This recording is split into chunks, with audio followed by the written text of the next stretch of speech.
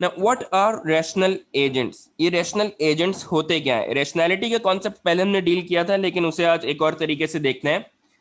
एक ऐसा एजेंट जो कि हमेशा सही काम करे, an agent that always does the right thing is called the rational agent. ये एक एजेंट जो कि हमेशा सही काम करे, उसे हम कहते हैं कि ये रेशनल एजेंट है। हमने पहले एक अप्रोच को देखा था, वो दो अप्रोचेस को देखा था। पहले एक अप्रोच थी कि agents should act like human, agents should think like human, chapter number 1 में हमने पढ़ा था।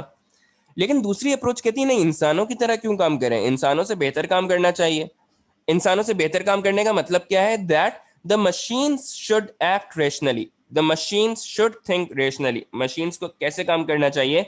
रेशनल के ऊपर बेस काम करना चाहिए उन्हें। तो राइट एक्शन का मतलब क्या होता है? राइट एक्शन का मतलब ये होता है जिससे आपको सबसे ज्यादा कामयाबी मिले, वही सही काम है और वही काम करना चाहिए। This is what the machine should be trained for. इस तरीके से हमें अपनी मशीन को ट्रेन करना होगा।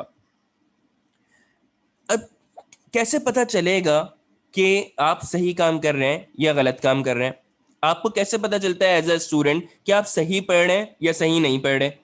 एक कोई ना कोई आपका एक परफॉर्मेंस मेजर होता है। परफॉर्मेंस मेजर का मतलब क्या होता है कि आपके पास एक एग्जाम होता है, एग्जाम में अगर आप उसे पास कर लेते हैं तो आपके ग्रेड्स आते हैं। ग्रेड्स अगर आपके डिजायरेबल ग्रेड्स होते हैं, आपको ए चाहिए, आपको 80% चाहिए, आपको वट एवर सीजीपीए आपकी चाहिए, अगर वो आप अचीव कर लेते हैं, दैट्स योर परफॉर्मेंस मेजर। इसी तरीके से परफॉर्मेंस मेजर होता है मशीन्स का भी।